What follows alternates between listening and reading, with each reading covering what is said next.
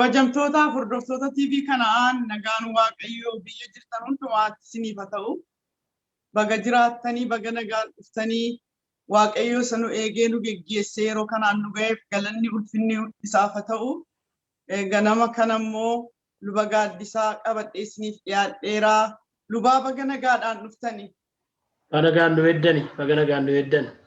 Ameen. Waaqayyo maqaan isaa kan eebbifame haa ta'u. Sagantaa keenya maqaa Abbaa kan Ilmaa kana Hafuura Qulqulluu sadan Waaqayyo tokkoon jalqabneerra. Waaqayyo gidduu keenya jira. Har'as Waaqayyo nutti dubbata. Waaqayyo gaa yeroo hundumaa jireenya keenyaaf wanta hiikaa jireenya keenyaatu isa bira jira waan ta'eef of qopheessinee dubbiin Waaqayyoo akka ta'utti dhageenye ittiin adeemuu akka dandeenyu karaa nu qajeelcha jireenya keenyaaf waan ta'u hundumaatu isa keessa jira. Hiikaatu jira. Kanaaf maal naan jedha Waaqayyo har'a inni fuula Waaqayyoo irratti dhiyaannu Waaqayyo immoo nutti dubbata. Mee hin kadhanna. Yaa Waaqayyo abbaa keenya si galateeffanna. Galanni ulfinni hooqubaan saganni ililleessiif haa ta'u. Kaleessa nu gargaarte yaa gooftaa nu baattee asiin nu geesse. Har'as yaa gooftaa situ nu wajjiniin jira. Guyyattii kana ga'uun keenya jaalala kee nuuf ta'eera. Araara keetiin immoo gooftaa ganama kana nu mil'attee iddoo kanatti walitti nu qabdeetta. Galanni isaa ulfinni isaa si duwwaadhaaf haa ta'u. Waaqa keenya abbaa keenya ati tiksee amanamaadha. Tiksee amanamaan gooftaa koo lubbuu isaa dabarsee hoolota isaatiif kenna. Kanaaf yaa gooftaa lubbuu kee dabarsitee nuuf laattee dhiiga keetiin nu golbobdee nu jiraachifte gaarummaa guddaa nuuf goote si galateeffanna. Galanni siif haa ta'u. Ganama kana kottuutii bantii waaqaa nurratti banii ibidda Hafuura Qulqulluutiin garbicha kee tuqi. Afaan godhadhuuttiin dubbadhu maqaa gooftaa Yesuus Kiristoosiin. Yaa barsiisaa gaarii kottuu gidduu keenyatti argami. Inni isiniif dubbatu hin dhufa. Inni abbaan koo maqaa kootiin erge. Inni isin barsiisa akkasumas immoo isin gorsa jedha sagaleen kee. Hafuura kee ergiitii ganama kana jireenya tokkoo keenya to'adhu. To'annoo kee jala nu galchi. Ergamaan abbaa ormaa inni hin darbitan hin ceetan jedhu qajeelummaa irraa kan nu kaachisuu barbaadu maqaa Yesuusin iddoo jiru hundumaatti abidda keen kan nyaatame haa ta'u. Qilleensa kanarraa lafa kanarraa lafa galaana keessa humna maqaa Yesuusin kan baqe haa ta'u. Waaqayyo ati duwwaan gidduu keenyatti argamu. Ati gidduu keenyatti ol jedhi. Nu immoo gadi jenna. Ameen. Nu biraan darbin maqaa Yesuus Kiristoosiin si gadi. Ameen. Maqaan Waaqayyoo bara baraan kan eebbifameef kan galateeffame haa ta'u. Yesuus Kiristoos bara baraan gooftaadha. Amma gara waaqeffannaatti darbinaa.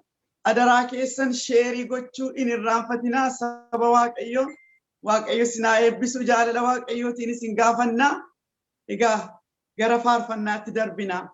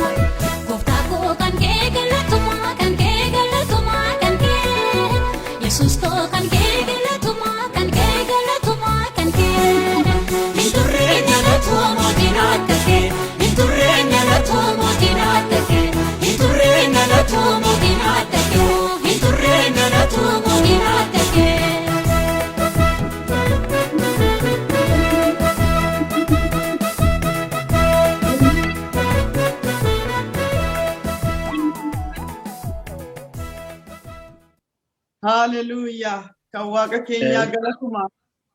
Duras kan turin jiru bara baraanis kan jiraatu isa duwwaadha.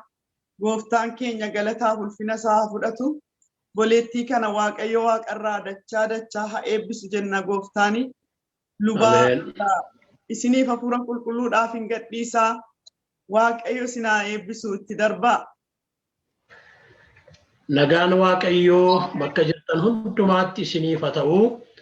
Hordoftootaaf daawwattoota TV kanaan warra TV kanarra hojjetan hundumaa waaqayyoo torban darbe moo nagaatti nu eegee fayyaa nuuf laatee arrasii akka isa waaqeffannu dubbii isaa akka dhageenyuuf akka wal dhageessifnuuf immoo carraa kana waan nu laateef galanni isaaf haa ta'u. Ameen. Ermiyaas akkas jedha kan inni hin badiini araarri waaqayyo waan baay'ateefidha. Jiraachuun keenya waa biraafuu miti. Waaqayyootu araara isaa nu baay'isee nama har'aa nu godhe maqaan isaa eebbifamu buleettii keenya Altaayechi nama jaallatamtu ergaa barootaa keessa jiru Waaqayyo ishee eebbisu faarfannaa isheen Waaqayyoon galateeffanne. Waaqayyo jaalala isaa yoo ta'e immoo torbanoota fuula keenya dura jiru kanarratti hojii waldaa kiristaanaa waan jedhu wajjin ilaalla. Hojii waldaa kiristaanaa kadhatameera wanta ta'eef itti fufna. Hojii waldaa kiristaanaa biyya lafaa kana keessa kan kaa'e yookaan kan dhaabee gooftaa keenya Yesuus Kiristoosidha. Kanaaf waldaan kan eenyuyyuu miti. Waldaan kan Waaqayyooti. Phaawulos warra Qorontosiif yeroo barreessu akkasidha. Waldaa Waaqayyoo ishee mandara Qorontos keessa jirtuedha. Waldaan kan Waaqayyooti. Gooftaan keenya Yesuus Kiristoos waldaa kiristaanaa biyya lafaa keessa yommuu dhaabe immoo cal jedhee miti. Cal jedheema biyya lafaa kana keessa kaa'e miti. Cal jedheema biyya lafaa kana keessatti waldaa hundeesse yookaan waldaa dhaabe miti.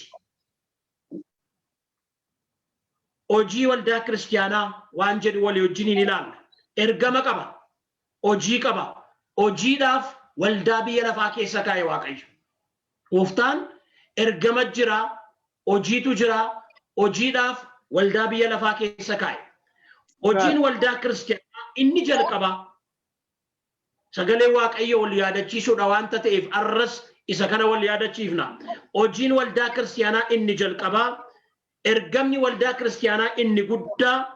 Ergamni inni jalqabaa warra hin amannetti wangeela lallabuudha. Galanni isaaf haa ta'u. Ameen. Warra hin amannetti wangeela lallabuudha. Hojii waldaa kiristaanaa inni jalqabaa. Hojii waldaa kiristaanaa inni hangafi. Hojiin waldaa kiristaanaa biyya lafaa kana keessa amma jirtutti hojjechuun, raawwachuun, gochuun yeroo hundumaa hojiirra oolchuun kan isheedhaaf ta'u isa kanadha.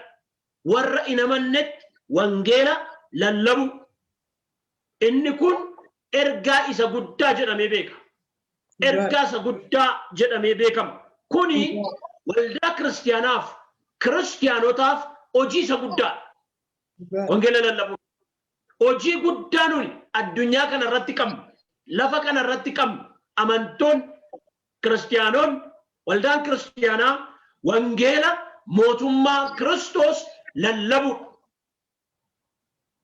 Kutaa ergaa isa guddaa jedhamee beekamu. Kutaa tokko tokkoon isiniif kenna.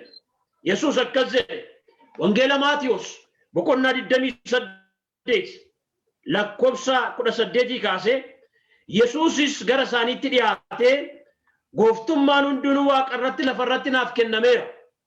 Egaa dhaqaa maqaa Abbaatti, kan Ilmaatti, kan Hafuura Qulqulluutti isaan cuubuudhaan saba hundumaa bartuu koo godhaa.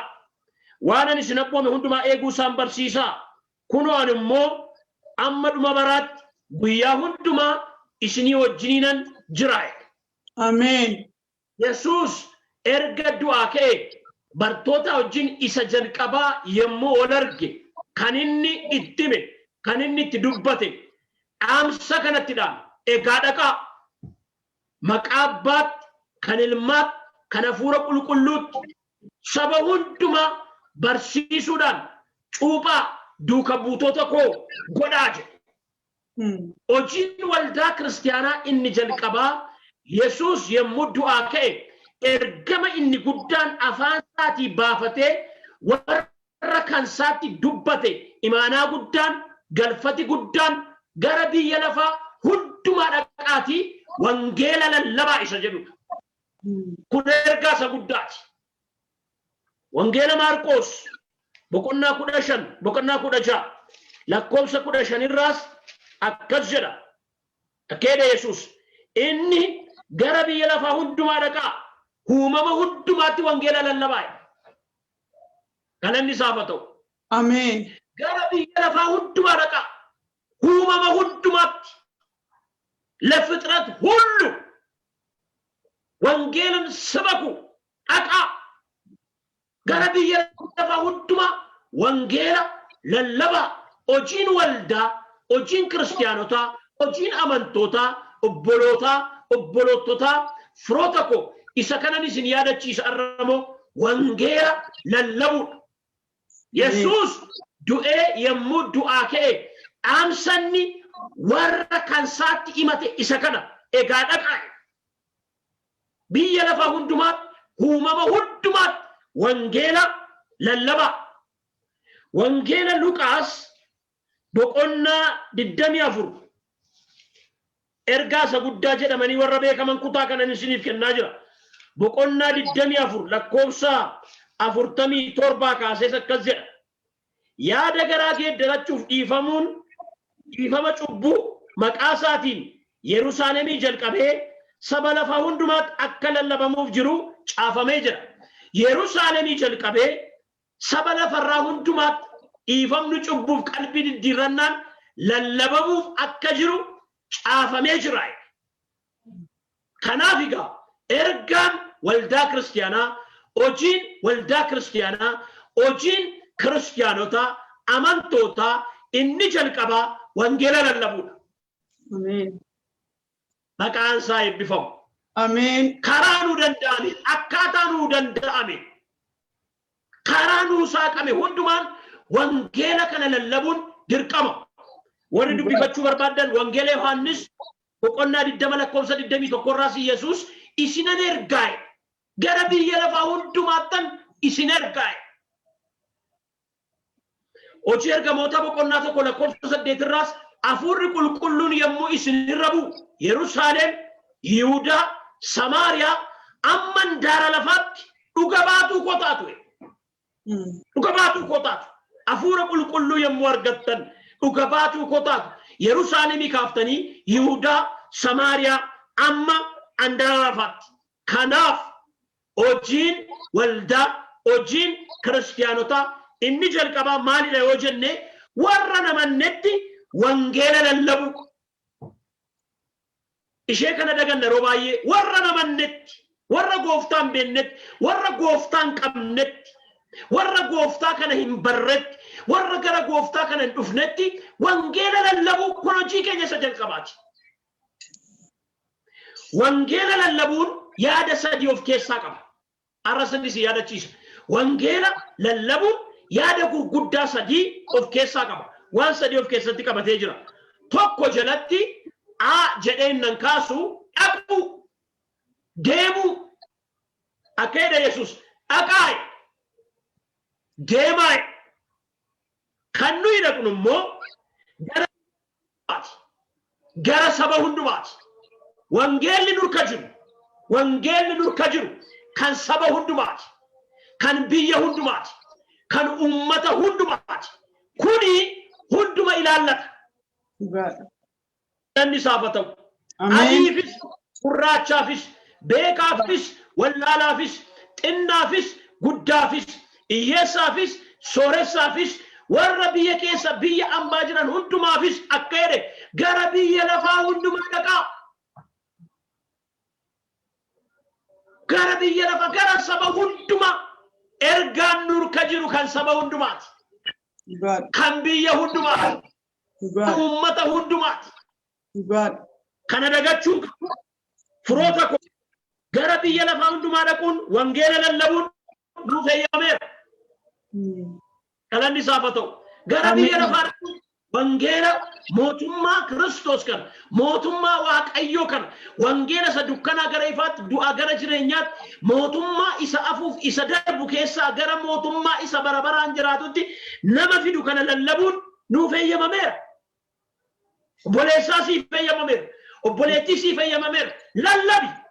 Luboota duwwaa miti, paasteroota duwwaa miti, raajota duwwaa miti, apostoloota duwwaa miti. Wangeela lallabuun kan warra gooftaa qaban hundumaati. Wangeela dhugaa ba'u dubbachuun daangaan qabu. Galanni isaaf haa ta'u. Daangaan qabu. Dirree nuyi, waltajjii nuyi keessa dhaabannee, irra dhaabannee wangeela lallabnu bal'aadha. Isaa eebbifamu. Bal'aadha dirreensa, bal'aadha waltajjiinsa, bal'aadha bakkisaa. Waltajjiin dhabe jennee bo'uu hin qabnu. Dirreen dhabennee bo'uu hin qabnu. Namni waltajjii isa waldaa nu dhawwachuu danda'a. Pulpeettii isa waldaa nu dhawwachuu danda'a malee warra hin amanne lallabu eenyuyyuu nu dhawwuu hin danda'u. Madraki isa nu dhawwachuu danda'a. Pulpeetti isa nu dhawwachuu danda'a. Kan waldaa isaa keessaa nu dhawwachuu danda'a. Warra namannetti, warra gooftaan beeknetti lallabuu garuu, dhugaa ba'uu garuu, itti dubbachuu garuu eenyuyyuu nu dhawwuu hin danda'u. Kan isaa eebbifamu. Kanaaf wangeela lallabuu karaa TV kanaa na dhaggeeffachaa, karaa YouTube nu dhaggeeffachaa kan jirtan, karaa FB nu dhaggeeffachaa kan jirtan, siifis eeyyamameera. Naafis eeyyamameera. Nuuf eeyyamameera. Hunduma keenyaaf eeyyamameera. Kanaafuu maal jedhe gooftaan? Dhaqaa jedhe. Dhaqaa deemaa. Ees gara biyya lafaa hundumaa dhaqaa jedhe. Gara saba hundumaa dhaqaa jedhe. Obboleessaa arraba koo irratti laphee koo irratti jabaateera. Dhaqi lallabi wangeela. Dhaqi labsi. Dubbadhu. Warra hin amannetti dubbadhu. Dhaquu of keessaa qaba. Lammaffaa ka'umsi keenya moo Yerusaalem wanta ta'eef. Yerusaalem Yihudaa Samaariyaa mandaara lafaattedha. Kanaaf dhaquu deemuu of keessaa qaba. Tokko jalatti baajee nan kaa'e moosa kana. Yemmuu dhaqnu kan nuyi lallabnu wangeela. Daraa kana na hubadhaa. Yemmuu dhaqnu lubbuu haaraa namoota haaraatti warra gooftaan qabnetti kan nuyi lallabnu wangeela. Amantoota obbolootaa yemmuu dhaqnu wangeela qofa halalla. Wangeela qofa itti himnu. Muuxannoo keenya miti. Shaakala keenya miti. Waldaa keenya miti. Keenya miti. Ofii keenya miti. Bara kana keessa tokko iddoo tokkotti kan argina. Of lallabanan. Muuxannoo isaa lallabanan. Shaakala isaa lallabanan. Ofii isaa lallabanan. Uffata isaa kan lallabu jiru. Konkolaataa isaa kan lallabu jiru. Akkaataatti jiraate kan lallabu jira. No! Lallabnuuf kan nutti kenname wangeela. Wangeela lallabnu. Wangeela halallabnu. Wangeelli humna hojjetu of keessaa qaba. Amiin. Humna waa godhu of keessaa qaba. Humna waa hojjetu, humna waa raawwatu of keessaa qaba. Akkeede Phaawulos Qorontoos lammaffaa boqonnaa 4 lakkoobsa 5 gubbaarraa nuyi ofii keenyatu hin ta'in. Hallelujah. Dubbii Waaqayyoon dubbisa. Nuyi ofii keenyatu hin ta'in Yesuus Kiristoos gooftaadha jennee hin lallabna. Ameen. Nuyi immoo sababii Yesuusiif hojjetoota keessan of lallabna miti. Waldaa keenya lallabna miti. Waan qabnu lallabna miti. Yesuus Kiristoos gooftaadha jennee lallabna. Ameen. Yesuus gooftaadha. Yesuus fayyisaadha. Yesuus karaadha. Yesuus dhugaadha. Yesuus jireenya. Lallabi keenya isa kana. Dhugaadha. Arrayyuu karaa kana na dhaggeeffachaa kan jirtan Yesuus Kiristoos fayyisaadha. Ameen. Yesuus Kiristoos karaadha. Yesuus Kiristoos dhugaadha. Namni Kiristoos Yesuusitti amanu jireenya bara baraa qaba. Ameen. Kanaaf ofii keenya lallabna miti. Kanaaf jara keenya yemmuu dhaqnu kan nuyi labsinu, kan nuyi dubbannu, kan nuyi lallabnu wangeela. Wangeelli humna Waaqayyooti. Dhugaan. Hallelujah. Wangeelli humna hojjetu of keessaa qaba. Ameen. Wangeelli of danda'a. Dhugaan. Wangeelli kophaasaa biyya bulcha. Dhugaan. Wangeelli hin geeddara. Dhugaadha. Hin jijjiira wangeelli. Itti dabalan barbaadu, itti makaan barbaadu, itti shutan barbaadu. Kophaasaa of danda'aadha kun. Dhugaadha. Kophaasa keede Phaawulos Roomaa boqonnaa 1 lakkoobsa 16 gubbaarraa nan dubbisa dubbii Waaqayyoo akkas jedhe ani wangeelatti yellaa'u inni humna Waaqayyooti. Hallelujah. Wangeelli humna hojjetu, humna waa raawwatu, humna waa godhu of keessaa qaba. Kanaaf wangeela lallabnu nun geeddara. Ameen. Innun jijjiira. Innu akkatti dhaqee nama keessatti waa hojjetu qaba. Dhugaadha. Ibroota boqonnaa 4 lakkoofsa 12 mokkajet dubbii waaqayyoo humna hojjetu of keessaa qabaayedha. Kophaa masaa humna hojjetu. Wangeelli keenya caaffata lubbuu qabuudha faarfataa kabaan yemmuu faarfatu. Wallaalota beekoo godhaayedha. Dadhaboota jaboo godhaayedha. Kan namni arguu hin dandeenye isaan argine. Dhugaa beekuu bira geenye isaan fayyineedha. Ameen. Wangeelli keenya caaffata lubbuu qabuudha. Lubbuu qaba. Dhugaan. Humna hojjetu of keessaa qaba. Humna geeddaru of keessaa qaba. Humna jijjiiru of keessaa qaba.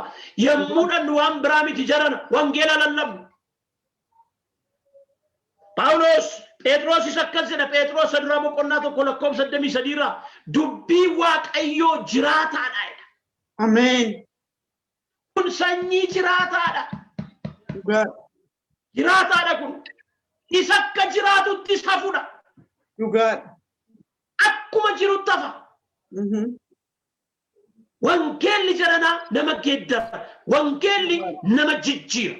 Wangeelli wanta namni keessa jiru keessa humna butee nama baasu qaba. Kanaaf yemmuu nannugaa warra lubbuu haaraatti warra gooftaan beennetti waan biraa miti. Kanuma lallabaasin kanuma hojjeta. Qofaa masaa hojjetan. Sanyii jiraataa.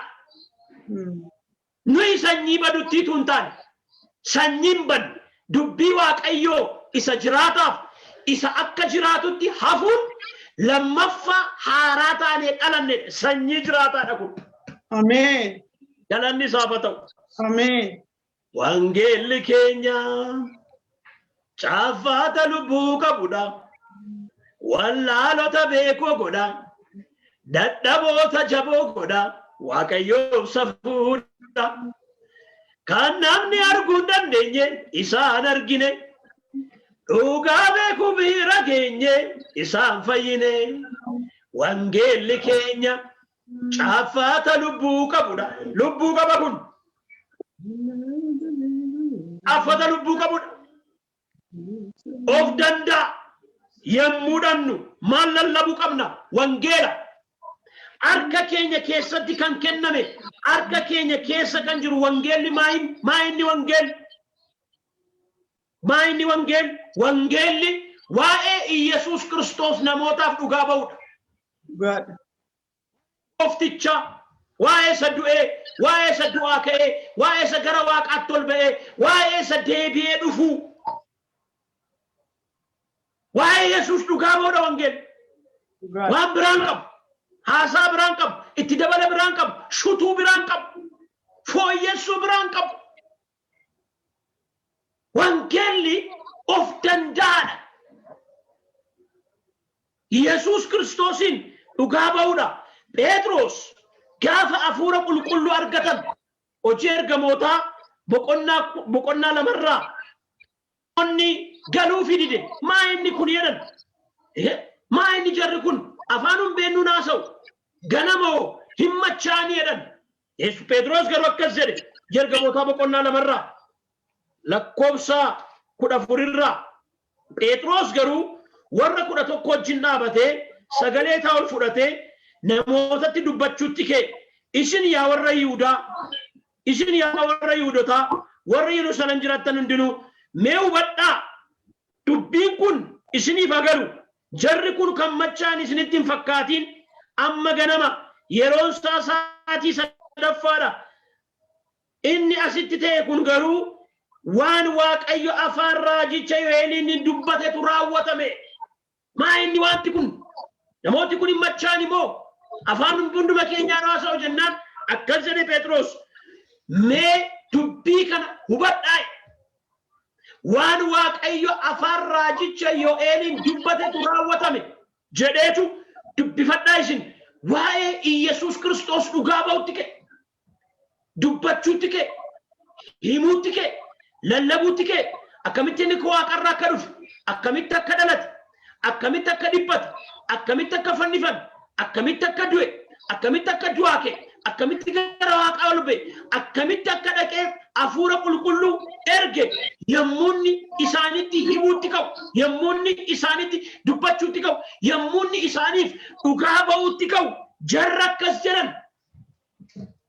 jedhan namoonni kana dhagaan garaan isaanii baqaqee Phexrosiif wargamoota warra kaaniin yaa obbolootana maal goonure maal goonu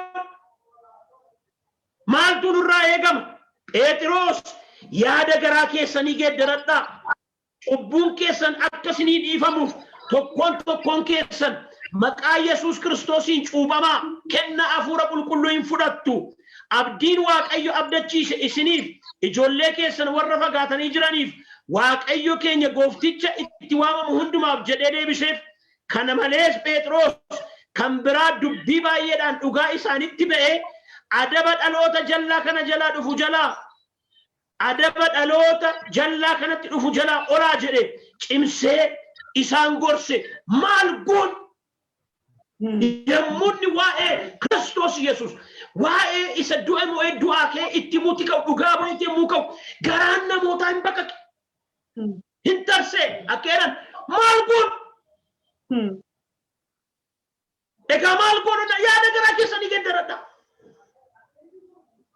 adaraa isinitti nima jiran wangeelli waa'ee Yesuus Kiristoos namaaf dhugaa ba'u waa'ee Yesuus Kiristoos namatti muudha isumatu nama geeddara isumatu nu geeddare isumatu isin geeddare isumatu hunduma keenya geeddare waa'ee Yesuus dubbadhaa isin innu keessa deemee akka biddaa nyaata ittima dubbadhaa warra nama naddaasaa wangeelli waa'ee Yesuus dhugaa ba'u wangeelli qalbii jijjiirannaaf dhiifama cubbuus of keessatti qabatee jira. Namni yommuu qalbii jijjiirratu moo maal argata? Dhiifama cubbuu argata. Yaa nama amma yeroo kana wangeela kana dhagaa jirtu dubbii kana dhagaa jirtu namni si afeere viidiyoon kun si bira ga'e karaa garagaraa si qaqqabe ammuma iddoo jirtu harka kee Waaqayyootti laata garaa kee Waaqayyootti laata dhiifama cubbamuu asiita. Wangeelli haalelluuyaa. Ameen. Dhiifama cubbuus araaras of keessatti qabatee ammatee jira. Wangeelli Yesuus Kiristoosin giddugaleessa kan godhatedha. Giddugaleessi wangeelaa handhuurri wangeelaa Yesuus Kiristoosin giddugaleessa kan godhatedha. Bara kana keessa waan baay'ee lallabanan kana keessa lixee dubbachuun nama barbaachisu waan baay'ee himanamni waan baay'ee jedhanamni isa miti kan nama geeddaru Yesuus ilma Waaqayyooti. Yesuus halallabamu Yesuus. Ameen. Dubbatamu Yesuus. Ameen. Haimamu Yesuus. Ameen. Waa'ee Yesuus dhugaa baanu jara keenya lafa jirrutti. Kun hojii keenya isa jalqabaati. Hojii waldaa. Caa jalatti moo kanan kaa'e. Kan nuyi wangeela lallabnuuf moo maaliif beektu obboloota ko namoonni akka amananiif. Baay'ee salphaa. Kan nuyi wangeela lallabnuuf bu'aadhaaf miti. Dantaadhaaf miti.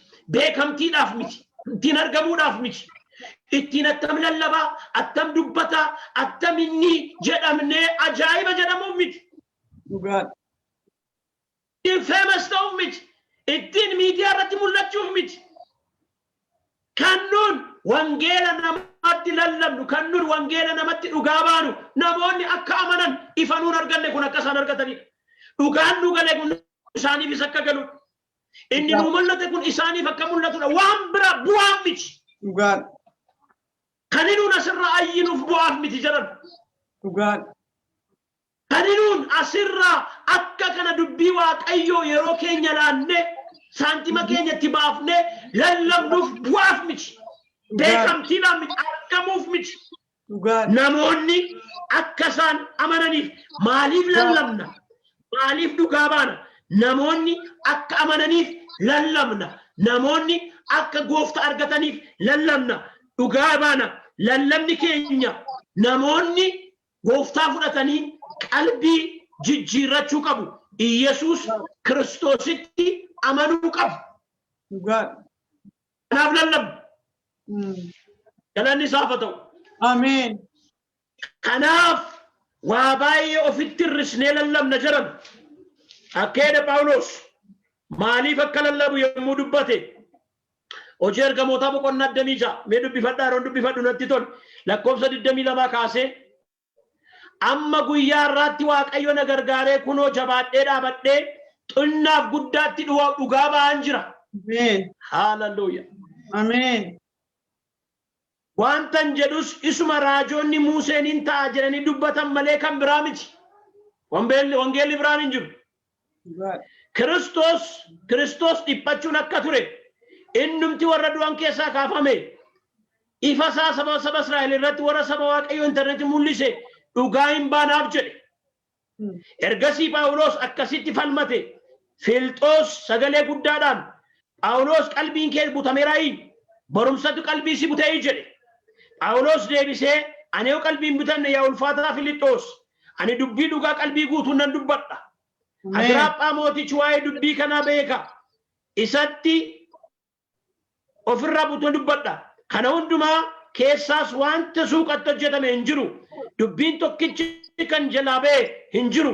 Yaa Agriiphaa mootii dubbii raajoon hin amantaminii anu beeka akka katamantu jedhe. Agriiphaan yommus Phaawulosiin yeroo gabaabduu keessatti kiristaana na gochuu barbaadde. Hallelujah. Mootiitti dhugaa ba'a, mootiitti dubbata. Akka jedhan yeroo gabaabaa kana keessatti kiristaana na gochuu barbaadde ennaan Phaawulos deebisee yeroon isaa gabaabbatus dheeratus si duwwaa ituu hin ta'in warri ana dhaggeeffatan hundinuu hidhamuu koorraa kan hafe akka koo akka ta'aniif nan kadha. Hallelujah. Ameen. Yeroo gabaabaa keessatti kiristaana na gochuu barbaadda yaa Phaawulos. Yaa Agriiphaa mootii dhaga'i yeroon isaa dheeratus gabaabbatus si duwwaatu hin taane namoonni na dhagaan hundinuu hidhamuu koorraa kan hafe akka koo akka ta'aniif nan kadha Waaqayyoon. Ameen. Amma ammaatti jabaadhee dhaabadheen xinnaattis guddaattis wangeela lallabaa jira. Maaliif lallabna? Namoonni akka amananiif. Beekaa ta'u, raalaa ta'u, jabaa ta'u, dadhabaa ta'u, sooressa ta'u, hiyyeessa ta'u, mootii ta'u kun nama hundumaaf barbaachisa. Namoonni akka amananiif lallabna. Macaan hundumti qulqulluun maaliif caafame? Namoonni amananii akka fayyaniif caafame. Kana kaayyooti macaafni qulqulluun caafamuusa. Wangeela Yohaannis boqonnaa 20 lakkoofsa 30-31 dubbisaa. Kanumaaf caafame namoonni. Wangeelli namoonni amananii akka isaan fayyaniif. ምንም ታምር የለም። waan biraan hin jiru. Namoonni dubbii kana dhagaanii akka isaan fayyaniif. Waldaan kiristaanaa biyya lafaa keessa yommuu jirtu gochuun kan isheef ta'u hojiin ishee inni jalqabaa kanadha. Wangeela bal'isuu. Wangeela lallabaa. Wangeela akka lallabaa. Wangeelli akka babal'atu godha waan dandeessanii. Amma warri asirra jiran kun karaa isaanii danda'ame kan wangeela mootummaa Kiristoos babal'isaa jiru. Warri dandeessan qabeenya keessanii, horii keessanii, beekumsa keessanii nama erguudhaan, mishiinarii erguudhaan, lallabaa erguudhaan, wanta garagaraadhaan bira dhaabachuudhaan wangeela mootummaa Kiristoos akka lallabamu godha. Dhumni yommus ta'a. Dhumni yommus ta'a. Kana egaa har'a kana isin yaadachiisuu barbaada. Kana egaa ergamni hojii waldaa kiristaanaa wangeela babal'isu yoo wangeel sircit adaraadha kun galfata kun imaanadha kun galfata gooftaan nutti kennee deemedha kun imaanadha kun adaraadha kun aadaa Oromoo keessatti immoo beekamaadha. Oromoon galfatan nyaatu galfatan nyaatu adaraadha kun himaanaadha kun obboleetti obboleessa ko firoota garraamummaan gara laafummaan na dhagaa gooftaan akkas jedhe egaa dhaqaa jedhe dhaqaa kan jedhe gooftaan kan kana nu ajaje kan kana nu abboome kan kana nutti dubbate gooftaadha. Himaanaan nyaatiin galfatan nyaatiin dubbadhu warri barattan mana barumsaa keessanitti warri hojjettan lafa hojii keessanitti warri daldaltan lafa daldaltanitti lafa jirtanitti namoota hin amannetti waa'ee Yesuus dhugaa ba'a. Hittimaa keessumaa bara kana keessa bara lubbuun namaa biliqii ba'aa jirtu kana keessa bara namni akka daraaraa margaa arcaa jiru kana keessa akka gaaddisaa darbee dafaa jiru kana keessa gooftaa beeku namni gooftaa baru namni gooftaa fudhatu namni gooftaatti amanu namni dhugaa ba'aa jiran dubbadhaa jiran jaalalaan isin gaafadha garraamummaan isin gaafadha adaraadha kun himaanaadha kun imaanaa gooftaan sitti kenne si yaadachiisu barbaada Phaawulos Xiimotewoosin yaadachiisa hin dagatiin galfata sirra jira imaanaatu sirra jira hin dagatiin ittiin jedha kana dubbadheen xumura jiran wangeela babal'isuun abboommiidha gooftaatu nu abboom yesuustu abboome du'aa ka'uusaa booddee isatu nu abboome kanaaf sheekanas na qabadhaa kanaaf kaayyoomti jiraachuu keenyaan ni guddaan kanaaf lafa kanarra jira kanaaf biyya lafaa kana keessa jira kanaaf si jiraachisaa jira Waaqayyo manuma gaarii keessa akka jiraannu konkolaataa gaarii akka qabaannu hojii gaarii akka hojjennu waama lafarraa kana duwwaan nutti tolee bashaanee akka jiraannu kana qofaaf miti kana duwwaaf miti kan Waaqayyo umurii nuu dabaleef kan Waaqayyo bara nuuf dabaleef kan Waaqayyo lafa kanarra nu jiraachisaa jiruuf kan Waaqayyo bara du'i baay'ate kana keessa du'a kana keessa nu dabarsaa jiruuf maaliif yoo jenne wangeela akka nun lallabnuuf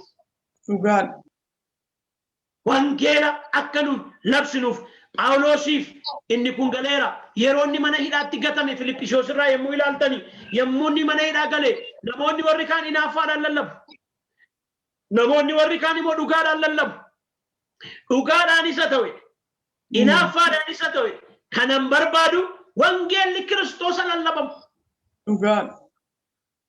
wangeelli Kiristoos lallabamu warri kaan inaaffaadhaan hidhaa irratti dabaluudhaaf kana godhu warri kaan immoo dhugaadhaaf kana godhu akkan mana hidhaa kana keessa jiru warri mana hidhaa kana keessa wangeelaaf hidhamee akkan jiru beeku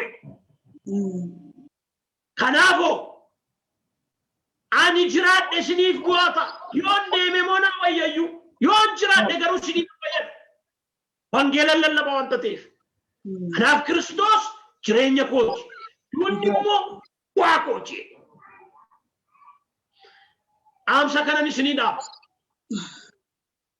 wangeela lallaba wangeela dhugaa ba'a wangeela dubbadhaa wangeelli lallabuun yaada sadii of keessaa qaba deemuu dhaquu of keessaa qaba dhaqaa deemaa yoo miilaan dhaquu dadhabdan yoo konkolaataan dhaquu dadhabdan yoo xiyyaaraan dhaquu barbaadu dadhabdan waan Waaqayyo isinii kenneen hojii wangeelaa warra hojjetan bira dhaabadhaa deeggaraa achuma teessanii qabeenya keessaniin namoota deeggaruu dandeessu warri kaan immoo lafuma jirtanitti nama beektan makkiyaatoo duwwaa feeruu duwwaa miti gargarii duwwaa feeruu duwwaa miti itti maasa kanas nama geeddaru sana jijjiiru kanatti maa yommuu dhaqnu moo kan nu lallabnu wangeeluma namatti maasin wangeela yommuu lallabnu waa sadii jira nu mormuu danda'u nu fudhachuu danda'u yeroo naa kenni jechuu danda'u amansiisuun kan Waaqayyooti kan hafuura qulqulluuti ga'een keenya dubbachuudha yommuu dubbannu nu mormuu danda'u waan nu mormaniif hin fudhanne jechuu miti inni dhaqee keessa isaatti hojjeta dubbii jiraataadha waanta ta'eef dubbii dhugaadha waanta ta'eef galanni isaaf haa ta'u ameen ani isinitti meeran ta'a gaaf tokkos yeroon gara gooftaatti dhufe sagantaa tokkotu naannoo keenya jira sagantaa mandaraa waldaa makaana Yesuustu jira bara sana faarfannaa tokko farfatu galgala kunoo sassaabamnee fuuldura kee teenya ati nuuf ergi yaa Yesuus buddeena jireenyaa buddeenni jireenyaa sagalee keeti nu barbaachiseera yaa gooftaa amma nuuf kenne kunoo sassaabamnee fuuldura kee teenya ati nuuf kenni yaa Yesuus buddeena jireenyaa buddeenni jireenyaa yaa Yesuus sagalee keeti nu barbaachiseera yaa gooftaa amma nuuf kenni ni farfatu ameen Ansaan beeku mana keenya bira dhaabadhee nan bu'a. Faarfannaa makana dhageen cal jedhee bu'a. Kunoo sassaabamnee fuuldura kee teenya. Ati nuuf kenni yaa Yesuus buddeena jireenyaa. Buddeenni jireenyaa sagalee keeti. Nu barbaachiseera amma nuuf kenni yeroo isaan jedhan imimmaanumatu narra dhangala'aa. Garaa kootu akka jedhee baqaqa. Dhumarratti ofii makoonan satat jedhee waldaa dhaqe. Dhiibuun barbaachisu, loluun barbaachisu, falmuun barbaachisu, dubbii dhugaatti dubbannu. Yoo nuun mormanis, yoo yeroo nuu kenni jedhanis, yoo tole jedhanis, innu kophaasaa of danda'a. Maaliif lallabna? Namoonni akka amananiif lallabna. Wangeelaa wisibsibiin goonu. Akka namaaf hin galletti hin goonu. Wangeelli waa'ee Kiristoos dhugaa ba'uudha. Kanaaf kaayyoomti biyya lafaa kana keessa jiraachuu keenya wangeela lallabuu keenya. Nu jiraachisee akka kanatti wangeela akka lallabnuuf isa nuuf eeyyameef Waaqayyoof galanna ta'u. Ameen. Anaafis, hawwineefis, fiqiruufis warra sheer gochuudhaan illee wangeela lallabaa jirtu. Dhugaadha.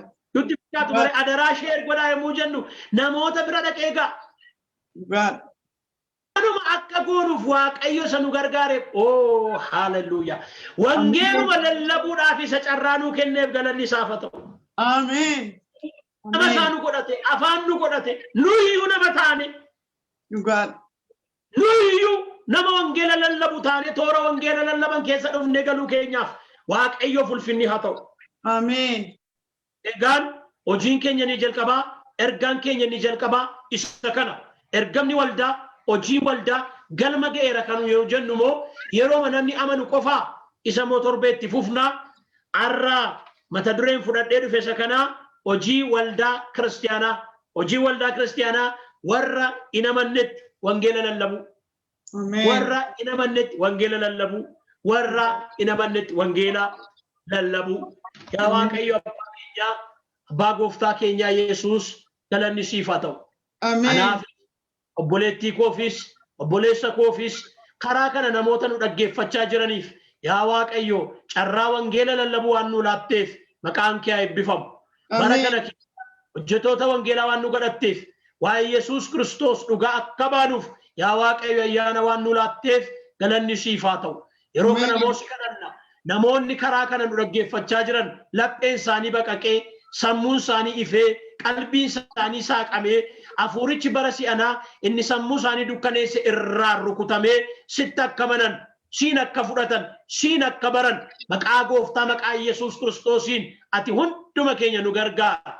Namoota wangeela mootummaa Kiristoos lallabuudhaaf ba'anii wajjin ayyaanni kee haa ta'u, humni kee haa ta'u, hafuurri kee haa ta'u. Yaa Waaqayyo yommuu namni tokko fayyu ergamoonni waaqarraallee hin gammadu. Waaqarratti gammachuu guddaatu ta'a. Ilillee guddaatu ta'a. Wangeelli karaa TV kanaan kana lallabamu kun maqaa gooftaa maqaa Yesuusiin lubbuu mootummaa Waaqayyootti dabalu. Lubbuu gara mootummaa Waaqayyootti dabalu. Waaqarratti gammachuu guddaan haa ta'u. Ilillee guddaan haa ta'u. Yaa gooftaa namoota karaa garagaraa nu dhaggeeffatan kana akka lallabnuuf akka dhugaa baanuuf waa'ee kee akka dubbannuuf humna nuu dabali. Ayyaana nuu baay'isi. Nu gargaari.